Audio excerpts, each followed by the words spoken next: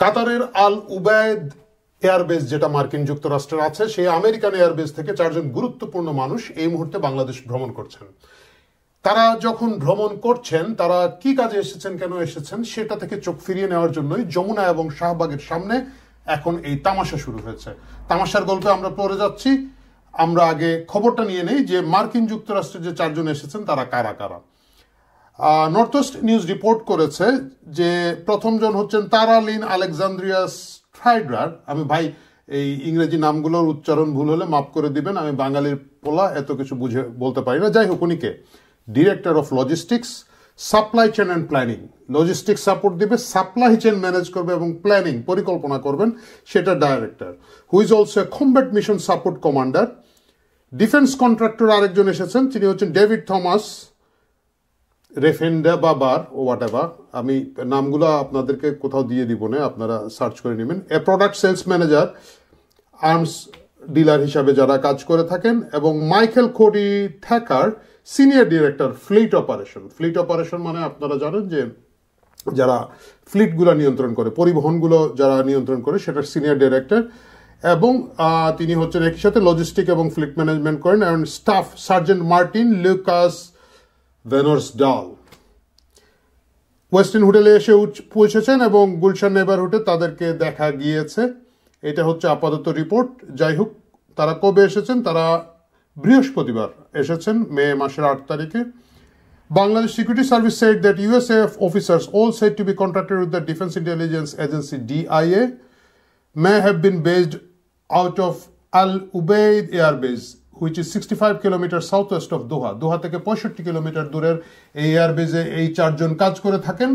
আপনাদের অনেকেরই মনে আছে, কিছুদিন আগে আমাদের সেনাপ্রধান দোহায় গিয়েছিলেন, জেনারেল ওয়াকার সেখানে গিয়েছিলেন। দুটো কাকতালীয় কিনা না আমরা জানি না, কাকতালীয় কুকিরতালীয় যাই হয়ে থাকুক, এই হচ্ছে ঘটনা।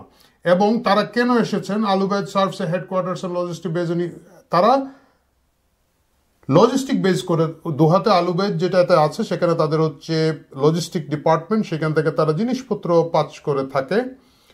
এর আগে এখানেও বলা হচ্ছে যে general Wakeruzzaman went to 2-day visit to Qatar on May 3, May মাসের 3 তারিখে তিনি গিয়েছিলেন কাতারে। He was accompanied by the brigadier general Golam Mohiuddin Ahmed, director of ordnance organization, এবং earlier brigadier general Ahmed was in the commander of the Bandarban base 69 infantry brigade. বান্দরবনের infantry ব্রিগেডের commander ছিলেন তিনি, তাকে সাথে নিয়ে গিয়েছিলেন কাতার ওয়াজের QA 639 ফ্লাইট নাম্বারে।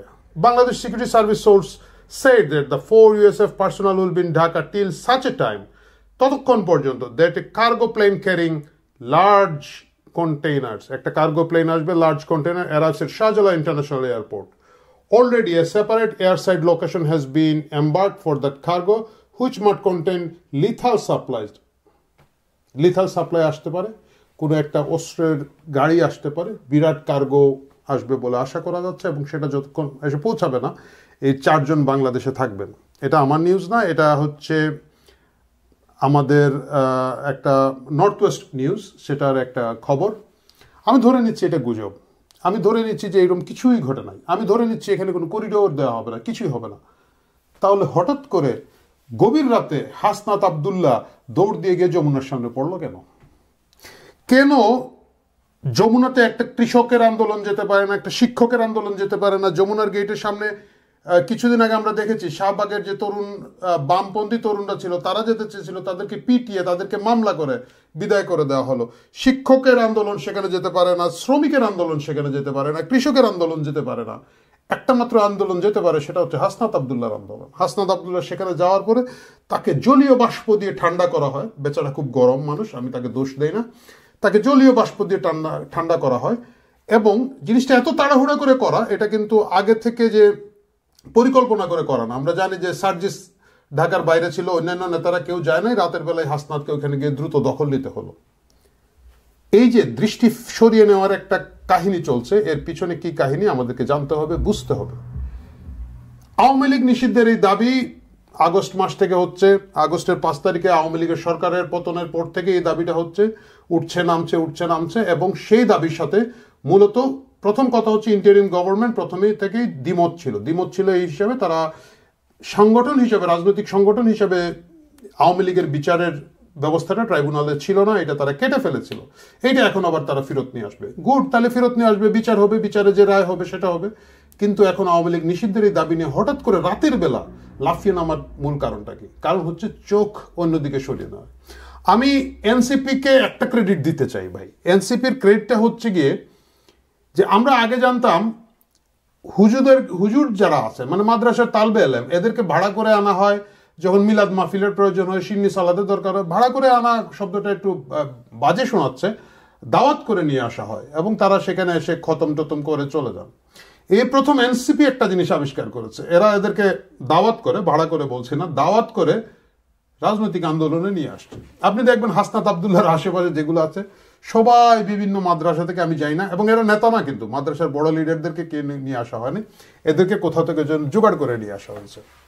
যাই হোক, এদেরকে নিয়ে হাসনাত আবদুল্লাহ যখন আন্দোলন করে একেবারে অবস্থা খারাপের দিকে চলে যাচ্ছে, এবং সার্জিস আলম ফিরে এসে বলল যে এখানের মধ্যে বিএনপি ছাড়া সকল রাজনৈতিক দলের লোকজন আছে। এই বিষয়ে আমি কিছুক্ষণ আগে বিডি নিউজে একটা খবর দেখলাম, আমি জানি না আবার খুঁজে পাবো কিনা। বিডি নিউজ বলছে যে ওইখানে আসলে বড় কোনো দলই যায় না, এমনকি বড় দল তো দূরের কথা, ছোট দলও যায় নাই। ছোট দল বলতে যেমন ধরুন নূরের দল আলাদা বিক্ষোভ করেছে, কিন্তু তারা কিন্তু ওইখানে যায় নাই। জুনায়েদ সাকিদের দল যায় নাই, মানে যারা একটা জুলাই আগস্টের আন্দোলনের একটা বড় স্টেক হোল্ডার, এরা কেউ ওইখানে যায় নাই বলে জানিয়েছে। জাসদের রব সাহেবের জাসদ যায় নাই, জামাতের একজন গিয়েছে, বেচারার নাম মাসুদ, আমি কিছু বলবো না, ভালো বক্তা, ডক্টর শফিক সামথিং মাসুদ, যাই হোক উনি গিয়েছেন। উনি গিয়ে দুই পাশে দুই বেগানা আওরত বা নারীকে নিয়ে বসে আছেন, এরকম একটা ছবি আমরা দেখলাম। এরাই হচ্ছে সেই লোক যারা 2013 সালে শাহবাগ আন্দোলনের সময় বলতো শাহবাগে ভালো লোক যায় না, ওইখানে সব খারাপ লোকরা যায়, ছেলেরা মেয়েরা একসাথে বসে আন্দোলন করে। এই কথা যে লোকটা বলতো সেই লোক ওইখানে গেছে। আরেকজন গেছে দেখলাম, মুফতি সামথিং, খুব জ্ঞানী একটা লোক আছে আমাদের, ওই যে যিনি m²2² এরকম কি যেন করোনার ওষুধ আবিষ্কার করেছিল, মনে আছে? হিটলার যে মাটির নিচের একটা জগতে একটা গর্ত দিয়ে পালিয়ে গেছে, মুফতি ইব্রাহিম, বৈজ্ঞানিক মুফতি ইব্রাহিম সাহেব এখানে গিয়েছে। এই সবগুলো তামাশা নিয়ে ওরা প্রথমে যমুনাতে একটা তামাশা করার চেষ্টা করলো, পরে যমুনা থেকে তারা ইসলামী ছাত্র শিবির জিন্দাবাদ, ইসলামী ছাত্র শিবির জিন্দাবাদ স্লোগান দিতে দিতে এখন শাহবাগে এসেছে।